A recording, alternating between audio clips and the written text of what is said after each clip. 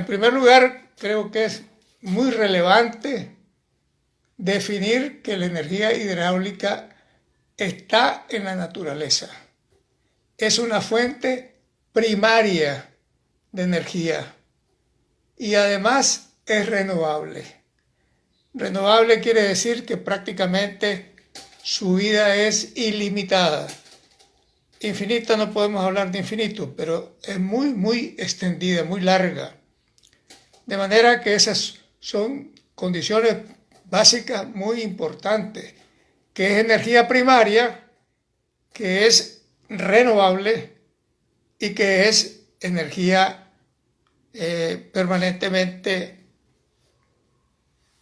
disponible en la naturaleza. Dadas estas condiciones, pues tenemos que plantearnos en qué forma encontramos esta energía. En la semana anterior habíamos abordado el tema de la energía solar y decíamos que la energía solar se puede obtener de dos maneras diferentes. La energía hídrica o hidráulica igualmente está disponible en formas distintas.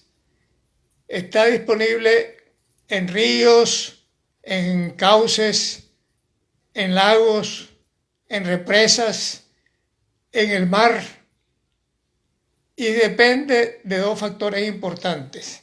El primer factor es la velocidad con que se transporta el flujo de agua. Es decir, estamos hablando de la energía cinética contenida en la energía hidráulica. Y el otro elemento es la ubicación. Nosotros podemos tener el agua almacenada en una represa a una determinada altura y utilizamos esa agua a una altura inferior. Entonces, el agua tiene almacenada, tiene una cierta cantidad de energía potencial que va a depender precisamente de la diferencia de alturas. Entonces, la energía potencial es una forma de obtener la energía hídrica o hidráulica y la energía cinética es otra forma. Ambas son aplicables dependiendo indudablemente del tipo de industria que queramos utilizarla. Aquí es necesario hacer una observación muy relevante.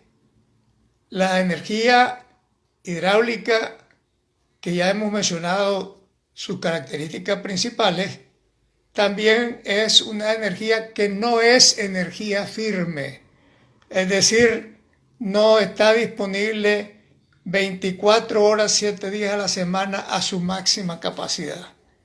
Y está en dependencia de las condiciones ambientales y en dependencia de la ubicación geográfica. Es decir, es una energía que es renovable, es una energía limpia, es una fuente primaria, pero no es una energía firme.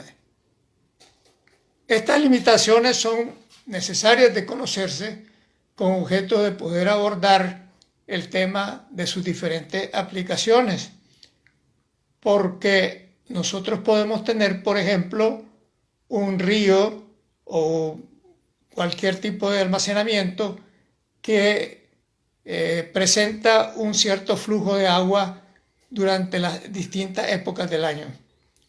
Durante la temporada de lluvias, pues los flujos se aumentan. Durante la temporada seca, pues esto se reduce.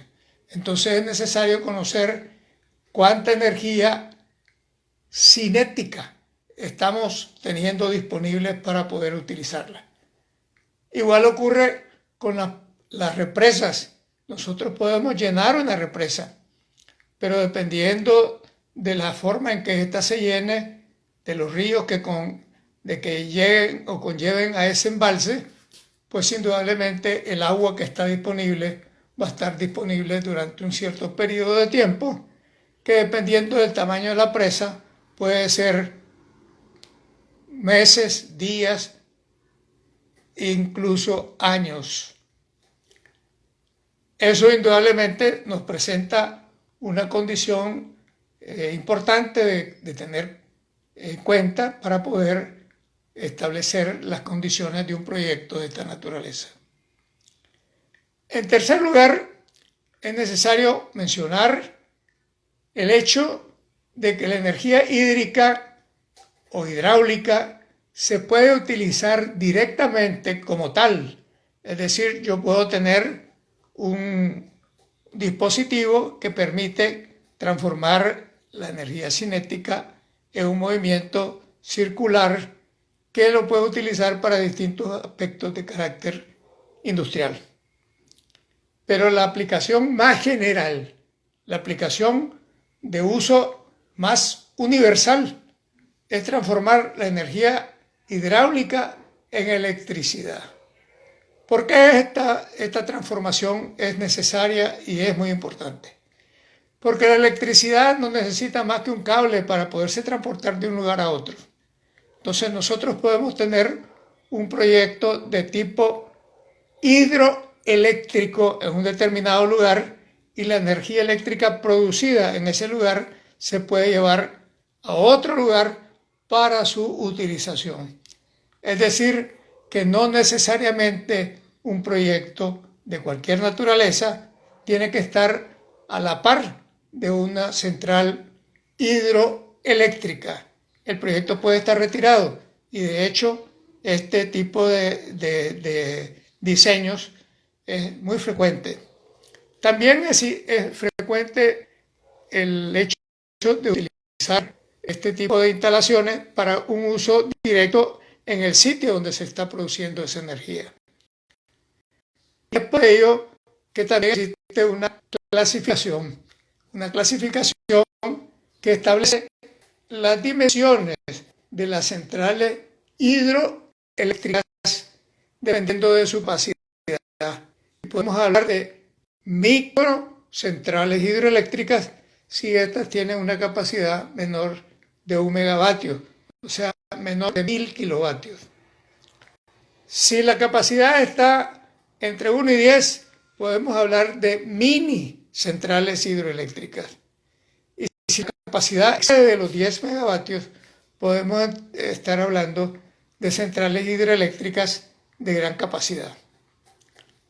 Esta gran capacidad, pues los 10 megavatios resultan ser una medida definitivamente utilizada para definir el tamaño de la planta, lo cual no quiere decir que no existan plantas hidroeléctricas de mucha gran capacidad. De hecho, las 10 centrales hidroeléctricas más grandes del planeta tienen capacidades mayor de los 1000 megavatios. Nosotros podemos mencionar ahorita la central hidroeléctrica de Tres Bocas, que está en China, y que tiene más de 20.000 megavatios en una sola planta. Es decir, esa planta es capaz por sí sola de abastecer posiblemente muchas de las ciudades que están a través del planeta. Por supuesto que como no está cercana a estas urbes, pues simple y sencillamente la electricidad producida tendrá que ser transportada desde el centro de producción hasta los centros de consumo. Otro hecho muy relevante y importante conocer precisamente es el hecho de que las 10 centrales más grandes del planeta están ubicadas en poquitos países. 5 de las 10 más grandes del planeta están en China. Una está en Sudamérica, que es la planta de Itaipú, que permite abastecer de energía a varios países. Otra es la planta que está en Venezuela, que tiene un poco más de 10.000 megavatios, y es la planta que se llama